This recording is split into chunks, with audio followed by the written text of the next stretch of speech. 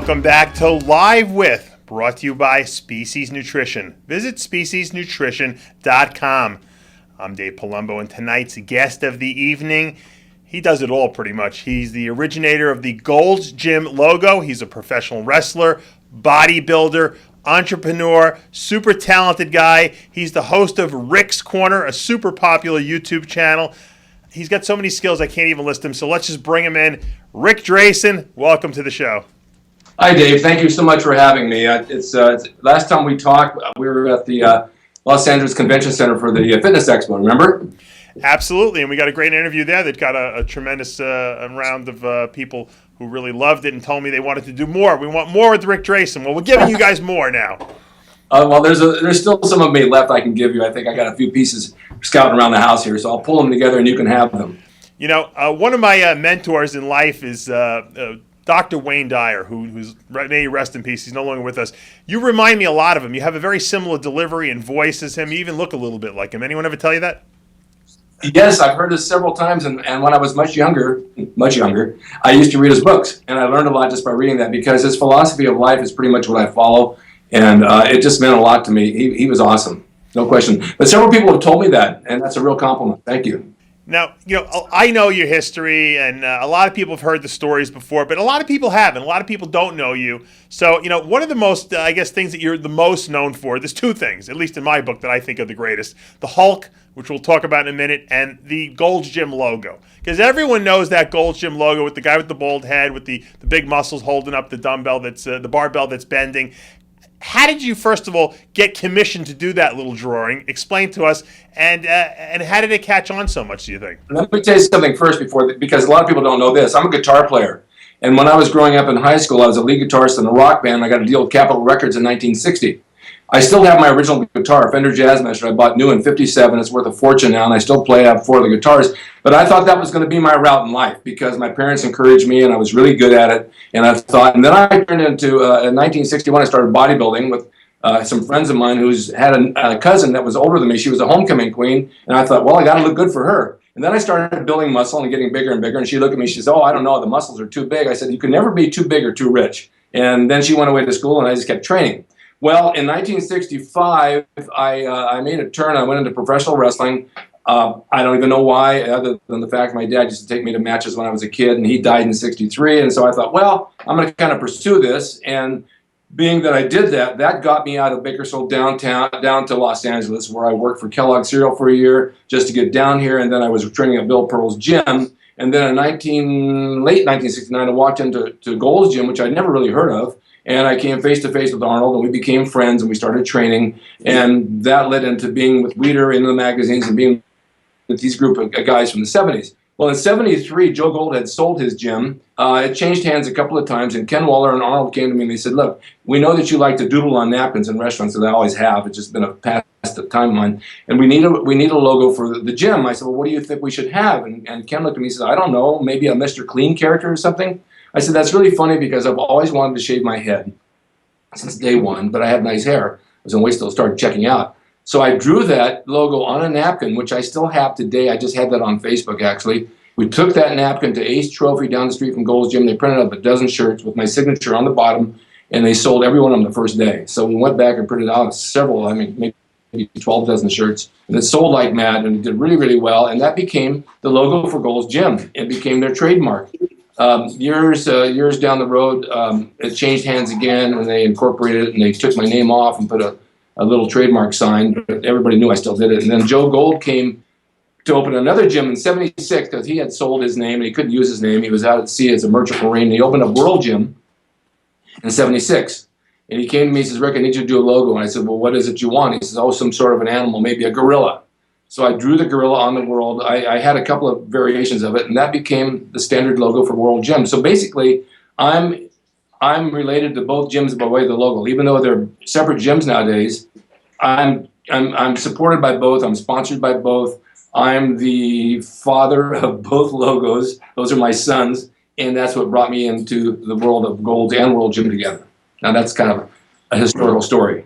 I'm shocked that Arnold doesn't actually own the logos that you drew. I'm surprised he didn't go trademark them after you drew them. Well, I'd have to release it, and I didn't. In 2004, I think it was 2004, they gave me all the rights to that original logo, which I own today. I can sell that logo anywhere in the world, which I do. I sell it in China. I have it on bodybuilding.com. It's on all the T-shirts, and I get royalties on every shirt sold. So it's my logo. They changed it. They made like an Oscar-type logo, which you see today on some of the shirts, but they still sell that one. They enlarged it, they made it bigger, and it's still my drawing regardless of anything. In fact, I even went a step further, and I draw it on an 8x10 piece of paper, hand-drawn, for the public that can buy on my website. They can frame it and put it on the wall. I'll autograph it to them. I'll sign it. And each one is hand-drawn differently. So each time I draw one, it's never the same thing. Someone said, why don't you just print them and sign them? I said, it wouldn't be the same. It has to be drawn by me. And that's on my website. It's also on my Facebook. Wow, I may have to buy one of those. That's historical. Oh, Dave, let me tell you something. You're so nice to me. I would just be happy to send you one. You just put it on your... I'd be honored. I'll frame it. I'll put it on our wall in our studio, our wall of fame here. I see a spot right there for it. There you go. Now, I definitely, yes. Let's go one step further here. Obviously, we'll talk about your relationship with Arnold in a little bit, but I want to get to the Incredible. We have so much to talk about. I want to get to the Incredible Hulk TV show because that was, a lot of people have their moment about how they were affected and wanted to become a bodybuilder. Yeah. The Incredible Hulk did it for me. That TV show, when I saw the Incredible Hulk, and my parents told me that was a real human being in there, I couldn't grasp it conceptually. And I watched every episode. I loved it. It was my favorite show. And I'm so honored to this day to be able to actually call Lou Ferrigno my friend because it's like almost unfathomable. But you played a part in that show. You were the transition Hulk. When Bill Bixby, David Banner would transition into the Incredible Hulk, Lou Ferrigno, you were the middle guy, what they called the demi-Hulk. How did you get that job? Well, it's really funny because I had been around a long time before Lou, and Lou moved out to the West Coast. And he came to the gym, and I said, "Hi, I'm Ric Drasin." He says, "I know who you are." He says, "I followed your career." He says, "I've watched all you guys train out here before I moved." And then we became friends, and Lou's a really nice guy. And so, he's just always just really straight up with me. And so he came up to me one day, and he says, "Rick, they're looking for a character on my show they call it the Demi-Hulk. It's a middle Hulk between Bixby and me, and he gets caught in transition, and he is on the whole show for a couple of episodes, lost in the middle. He can't go back, and he can't go forward." He said, "I think you'd be perfect for it."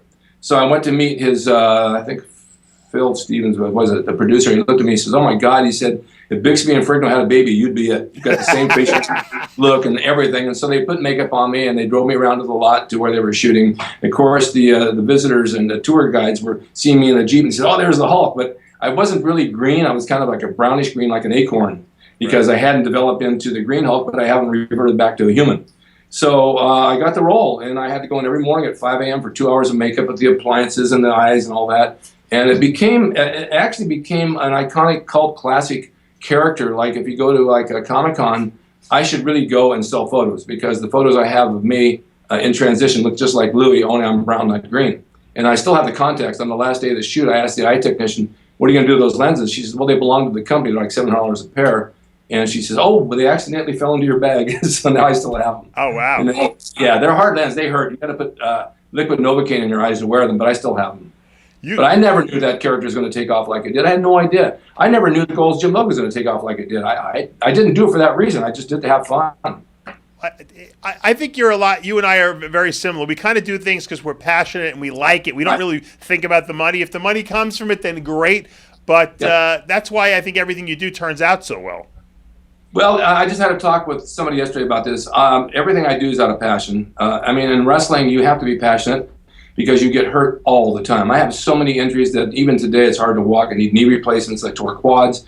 But if I wasn't passionate about it, I would never have done it. And the money came out of the passion. I put a lot of time in the wrestling years, but those were the years when they didn't make a lot of money. If you made 35 or 40 bucks a night, you were doing well.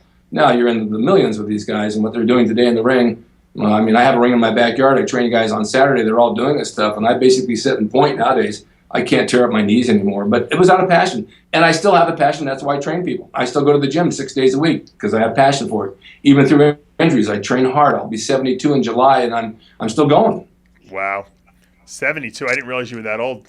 What, I didn't. Rick? Let me talk about wrestling. Then I'll bring up the next point after this. Okay. With regard to wrestling, when I went to some of the old time matches back in the day with Bruno Sammartino and all those guys, and the wrestling today is so much different. what did you like better? Did you like it better back in the day when it was kind of like raw and unscripted more and just like, it wasn't such a big production, or do you think today it's much better?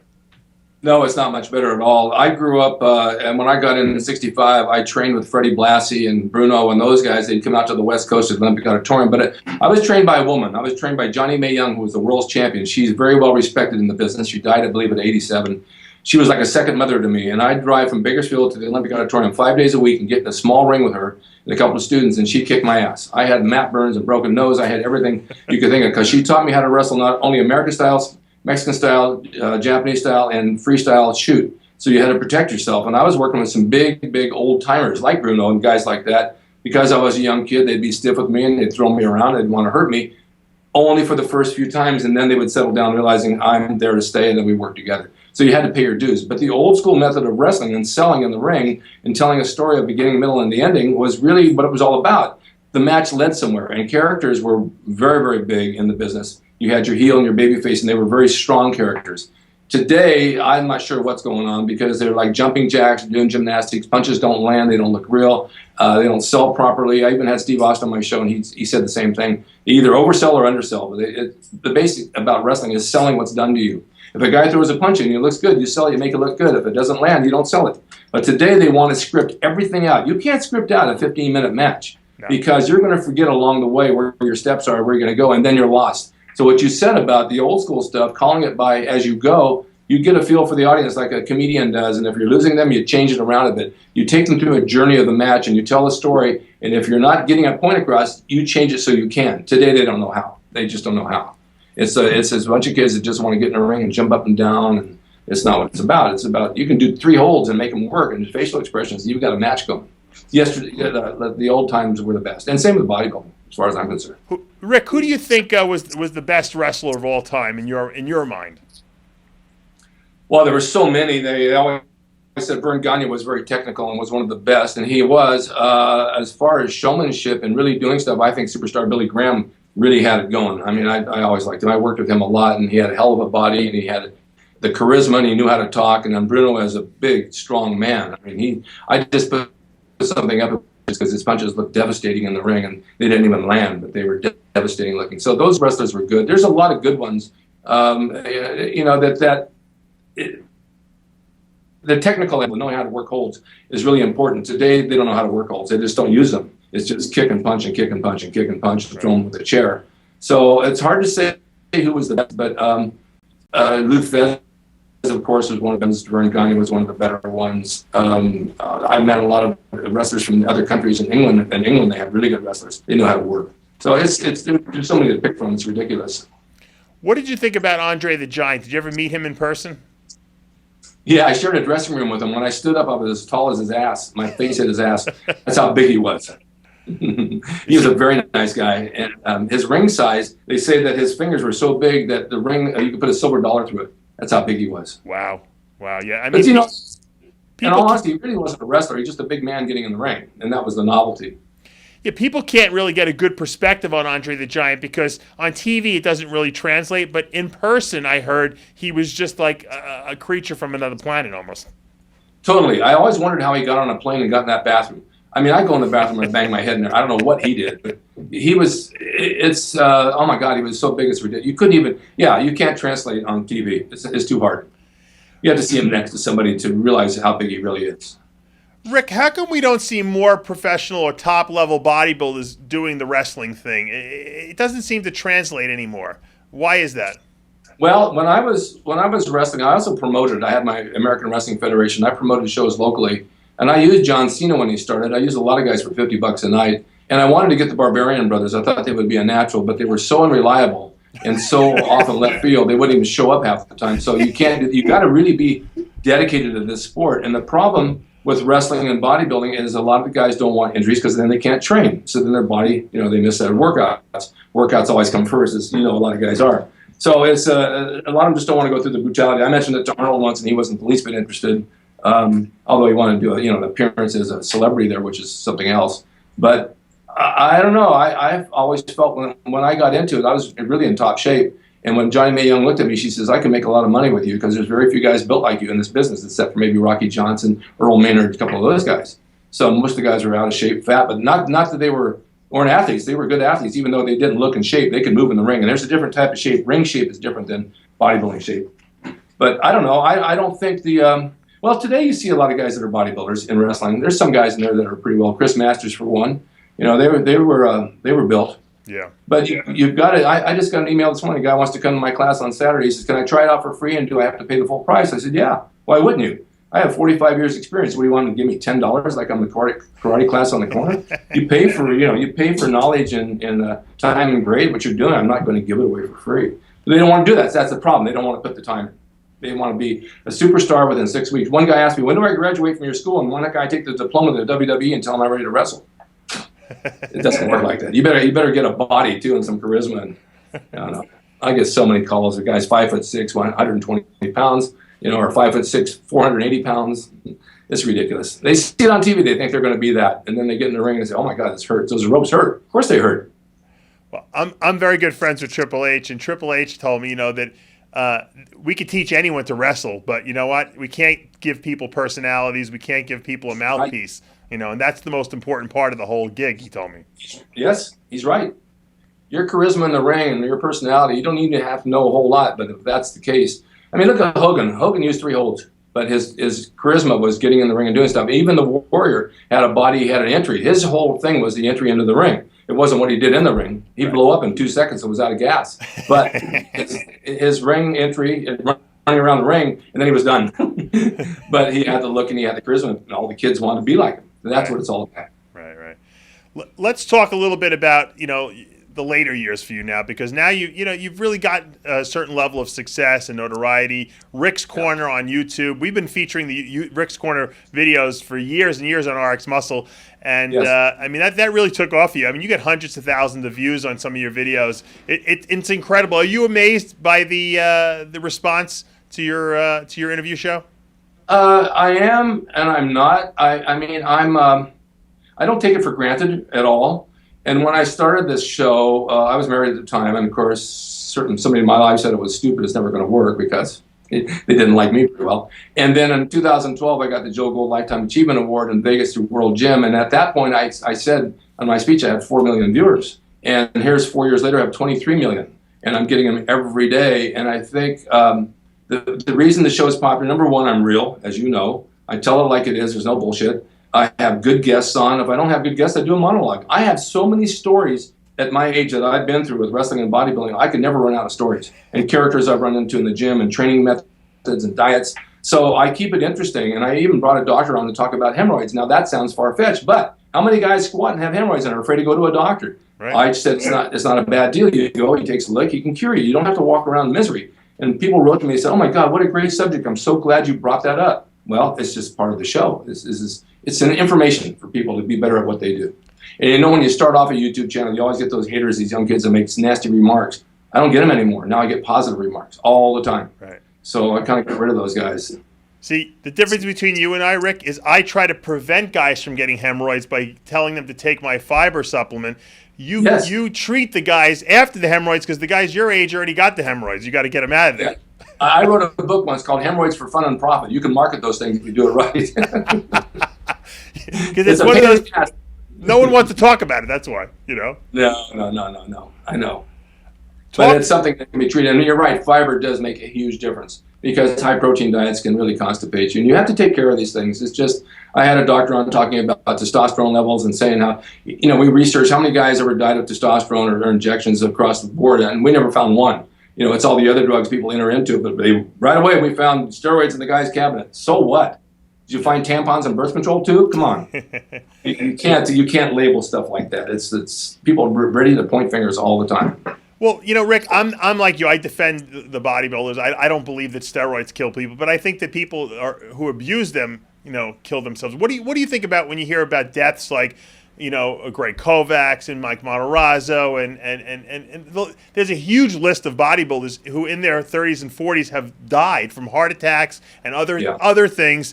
That it's something we really can't deny that it is out there, though. No, you can't deny it. And who knows what they took? I mean, I take testosterone weekly at my age. I need it. I don't take anything beyond that. I'm not getting Zedek and all that stuff anymore. But it does keep me healthy and in shape. I just had my cardiologist run a treadmill and a stress test on me, and all my blood's flowing perfectly. My blood pressure, I don't even take blood pressure medication. I don't have high cholesterol. None of that stuff at 71. I mean, I'm really happy about that. But a lot of these people who do take them, anything can be abused. You can abuse aspirin, but I think the biggest abuse is pain pills. Pain pills and alcohol, and that's what really kills people. You hear about this a lot. So if you have guys training and they have injuries, or you have wrestlers with injuries, a lot of them are addicted to pain pills, a lot of them. And then they go out and drink at night, and those things don't mix. You add steroids to it. I don't know that that's the killer, because basically it's supposed to be for rehab. But if you overdo anything, you're going to have a reaction to it. It's just the way life is. And they do have heart problems, and maybe it's from the training, maybe it's from the speed or whatever they're taking, the drugs. I don't know. I never have done street drugs, so I don't even know what it does to you. I'm kind of oblivious with that. Talk to me about what kind of steroid cycels you guys took back in the 60s and 70s, like real dosages. I want to know what you took, because a lot of people don't believe that the dosages really were not that high. Today, it's almost unfathomable, probably, when you think about what you guys took back then to now. Give us a typical steroid cycle for a competition. Well, for example, I would take a deletestrol, which is testosterone enanthate, and maybe take 150 milligrams a week, added 50 milligrams of Deca, added maybe 3 Winstrol a day tablets, and that would be it, or maybe 2 Dianabol tablets. Only I got some Primobolan from Arnold. I came in from Germany, and that stuff really kicked me good. I got big on that stuff, but I didn't take anything with it. I just know that a basis of testosterone and maybe an anabolic like Winstrol, which really made my skin like silk, it was really good for me, worked real well. Deca, it has its adverse effects. Sexually, I didn't want to get sued for assault with a dead weapon. So I wasn't big on that, although I know it helps your joints and all that, but I don't want to risk that. I have a nice girlfriend.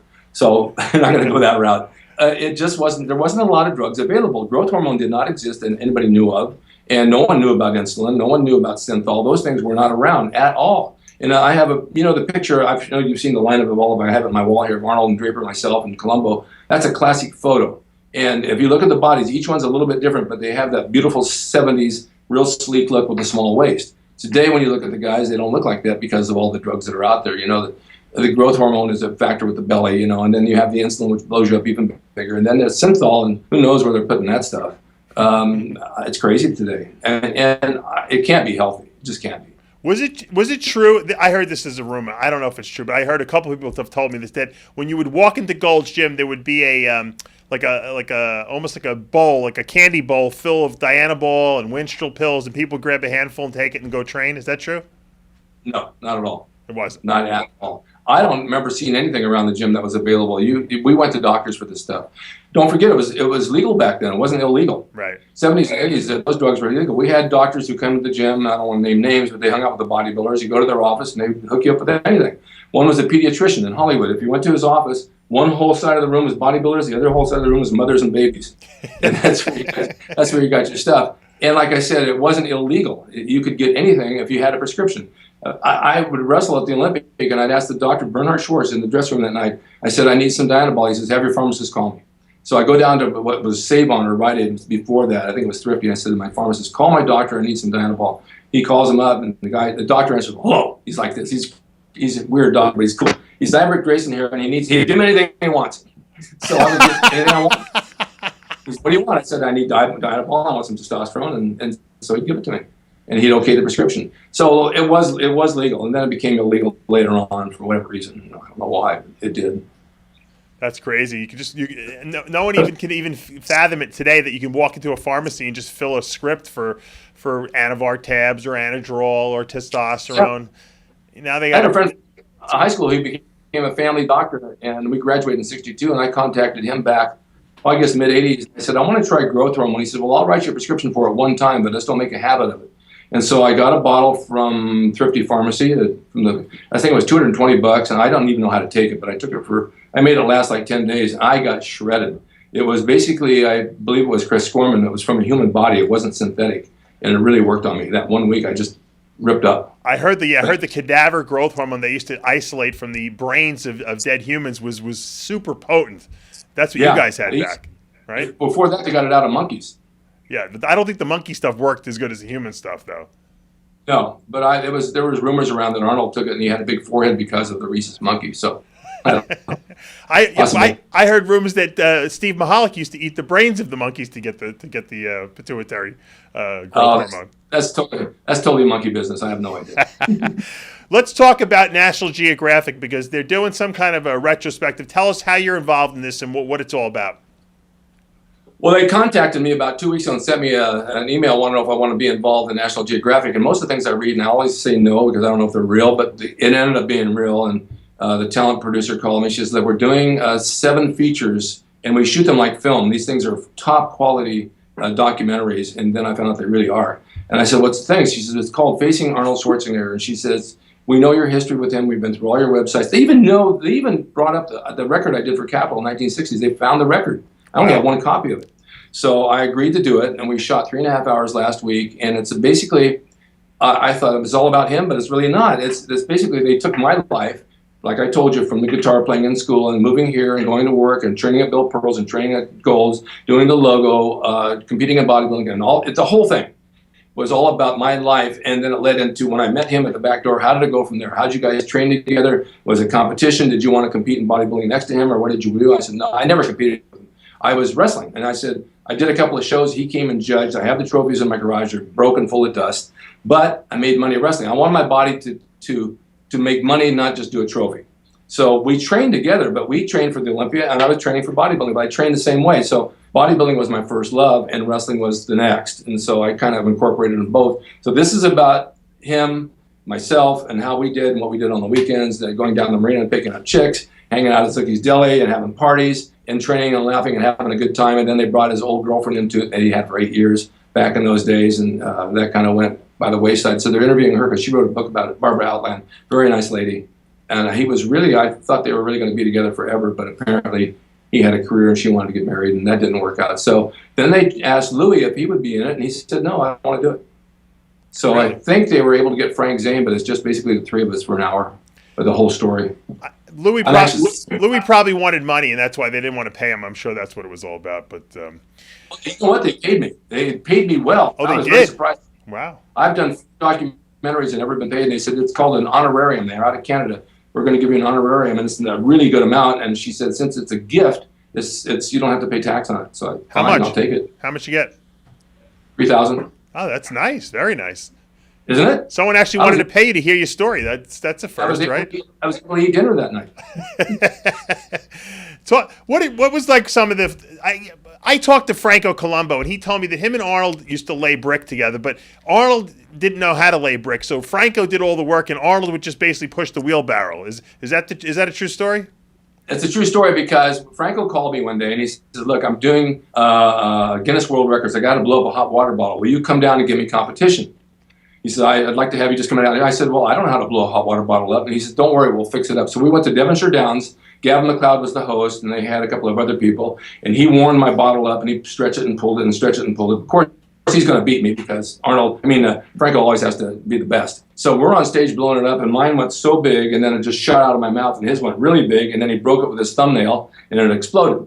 So I did that for him, and then he said, look, next week I got a job making a chimney in Westwood. I need someone to help me lay the bricks. Can you do that? I said, I've never done it, but I'll help you. And he paid me for it. And so he picks me up on Wilshire Boulevard around, I was in Wilshire at 10th, goes straight up Wilshire to Westwood, 90 miles an hour through red lights on Wilshire because he doesn't know how to drive.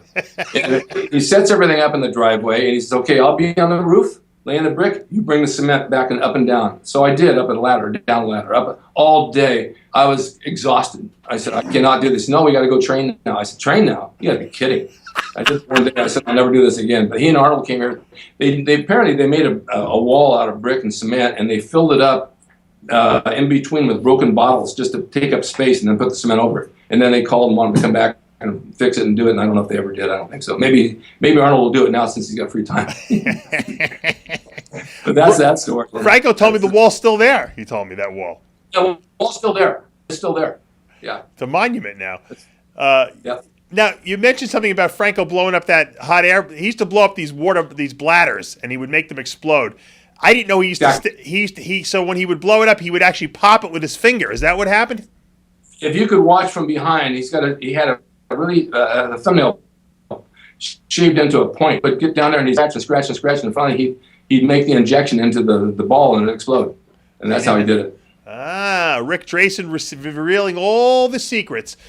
There's magic to everything. Which one of you guys, when you guys would go out and scout the beach and go to the clubs, who picked up the most girls? Was it Arnold or was it someone else? It was someone else. Who? Me. You? Well, look at me, for God's sakes. I was a good-looking guy. I had blonde, curly hair, blue eyes. I had great abs. I was tan. It was like every girl's dream, right? Arnold goes in, he's this big lunk of a guy, and they want to touch him, but they're scared to death to do anything with him because he's so huge. Oh, so I got you. So the girls don't like the guys that are that big. Is that what it was? Today, they still don't. If you think about it, look at the guys today in the gyms. Everybody in the gym today has a nice build. They're athletic. They do the CrossFit. They all got abs. They're nice-looking guys that look like male models. This is what the women like. They see guys like Jay Cutler and these big guys walking around like elephants. It's not appealing to them.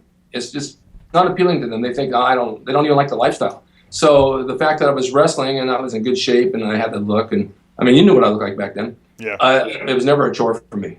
My girlfriend asked me recently, how many women have you had in your lifetime? I said, I lost count, about 158. Wow. I'm impressed. Rick, did you ever date any celebrities? Because you did live out in California.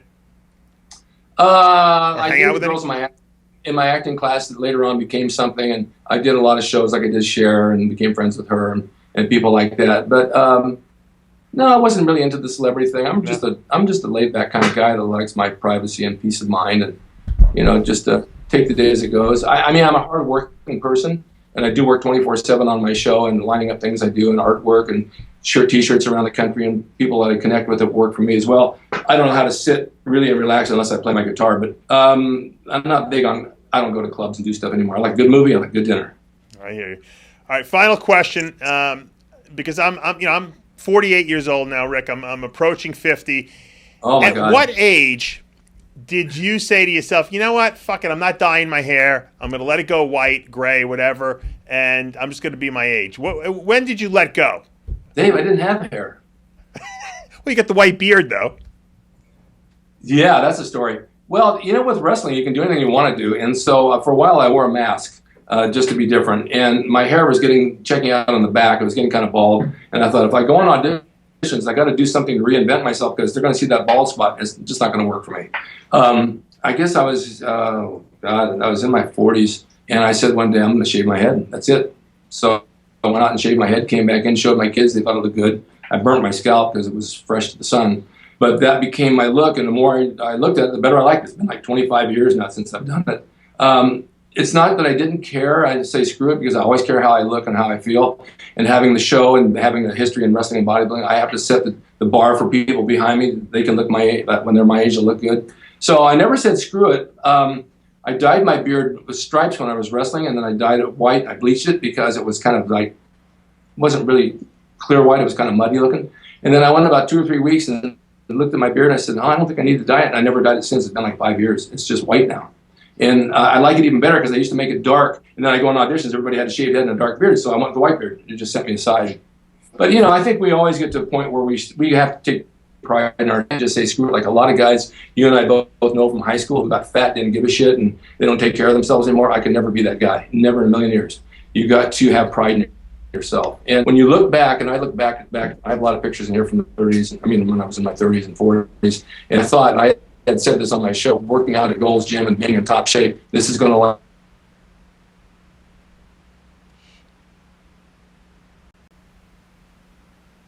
I think we lost Rick there for a second. Well, Johnny will try to get him back. But Ric Drasin has done it all. When I look at his life, I'm like, man, this guy really was a renaissance man in our industry because not only did he do the bodybuilding, he did the wrestling. He was an artist. He's creative, and he's still creating. And that's what it's all about. The fact that he can still create, he can do these great interviews. If you haven't seen his channel, it's Rick's Corner on YouTube. It's also on the rxmuscle.com, RX Muscle TV programming site. You can catch some of the highlights of his best videos we have on there.